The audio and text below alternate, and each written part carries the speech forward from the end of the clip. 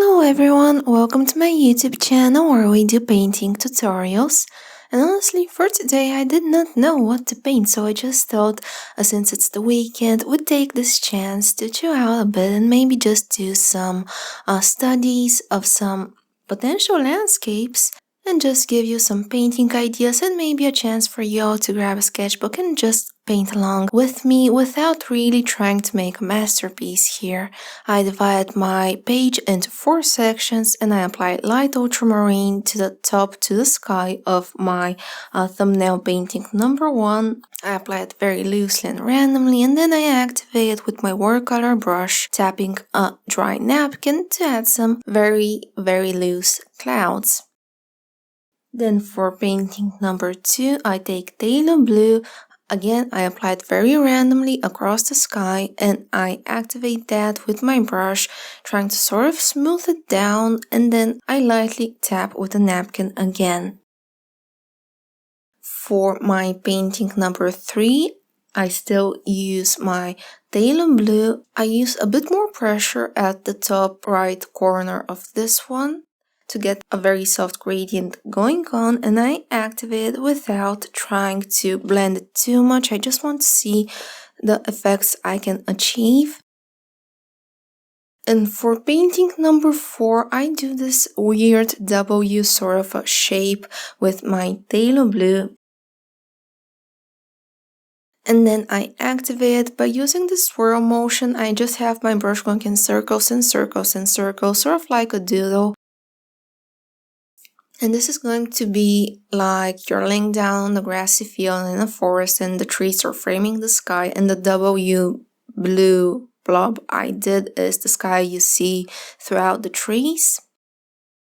Then back to painting number 1, I do a very light mountain with the same ultramarine I used for the sky. I just use a bit more pressure to get it slightly darker. And the neat thing about working in sections like this in multiple paintings is by the time you're finished with your final one, the first one has already dried, so you don't need to have to wait in between layers to dry. Then for painting number 2, I use a base layer of my earthy green all across, and then I add hints of bright green, cadmium yellow, and helio blue, which is my darkest blue.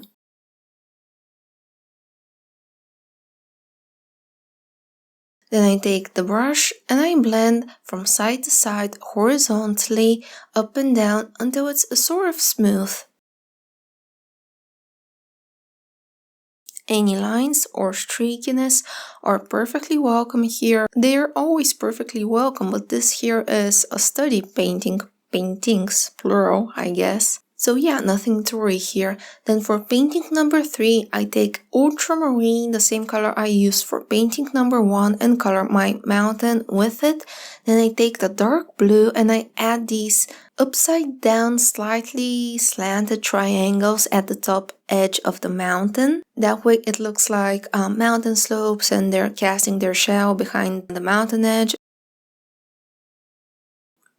And I just add several of those, and with my watercolor brush I first activate the ultramarine, skipping those darker bits for now. Like, it's perfectly fine if they touch, but once I've activated the ultramarine part of the mountain, then I go and just tap on top of the darker upside down triangles to get a slightly diffused shadowy look. And while it dries, I take my earthy green and I apply it all over the field. I'm skipping the fence for now because I'm going to do that at a later point.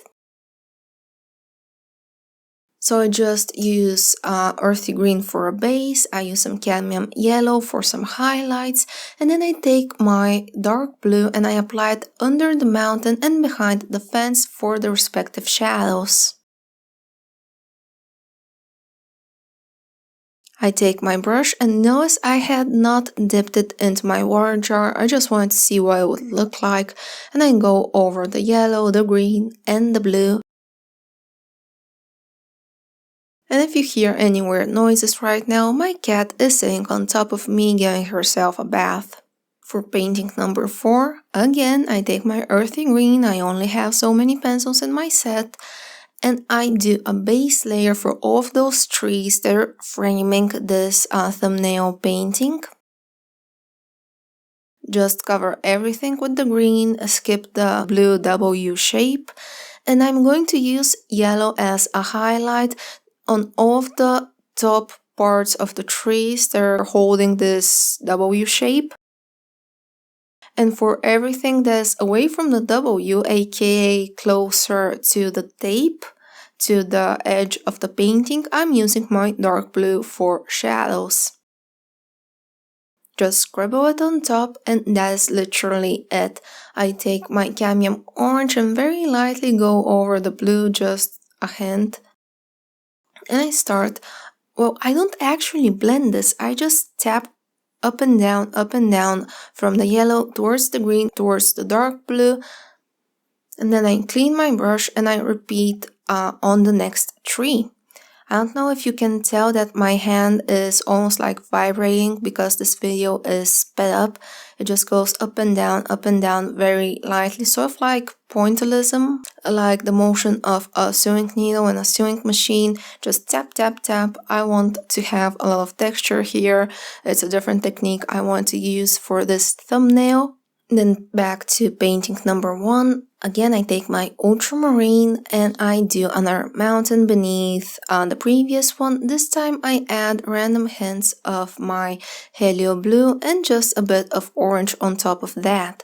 I take my brush and I activate and blend and smooth this out. It's far in the distance, and that is why I want to be a bit softer, a bit more diffused, and I'm blending it out. Then for painting number 2, I take my earthy green and I scribble like a hill or a slope on the right side on top of the grassy field. And then I add a shadow beneath it with dark blue, and I add just some random hints of dark blue all over the field. Because why not? A hint of orange, and then I very lightly activate this with barely any water because I do not want to dilute it too much. Back to my earthy green, I scribble some very random blobs, circular-like shapes. They're going to be trees, and I outline their bottom with some dark blue, and I add some cadmium yellow to the top for a highlight. Then I take my watercolor brush with barely any water, make sure it's pretty much on the dry side. And then I start again tapping from light to dark, just like I did with painting number 4. And the reason we're using barely any water is because the trees are very tiny, and if you get a droplet of water, it's going to dilute them very much to the point it makes translucent trees, which is not what I'm going for. If you do that, you can obviously wait to dry out and then just do another layer for darkening up the trees. It's not something you cannot fix. It's not something that is going to doom your painting. It's perfectly fixable. Don't worry if you do add too much water, especially if you're a beginner and you have a hard time regulating yourself with the amount. Don't worry, it's not the end of the world here. So for painting number 3, I take my dark blue and I outline the shadows of the fence. So where tree trunks, tree planks overlap each other, where they overlap on the trunk that is behind, I do that with dark blue just so I know where the shadows go, because I'm going to paint the rest with dark brown and I won't be able to distinguish them later on. That's why I do the shadows first. Then I color everything else with my dark brown and I add hints of orange on top of the dark blue. I take my brush and I activate from light to dark. Well, it's all dark, but I just go from the walnut brown towards the helio blue. And look how it ends up being almost black. This is usually what I mean when I say I'm just going to activate this and that to make it more vibrant, more saturated. Adding water really makes watercolor pencils pop. It really brings out the color, and you can see how we went from a weird gray brownish tone to pretty much black here. For painting number 1, I do the opposite. I outline the highlights of the foreground where I want to have some bushes. That way I know not to cover everything with my mountain number 3 that I'm going to do. So I just outline some tree shapes with light green to know they go there. And then I take my dark blue and I color the third mountain we'll have. I add hints of earthy green and a bit of orange, and then I activate that, skipping the areas I outlined for trees.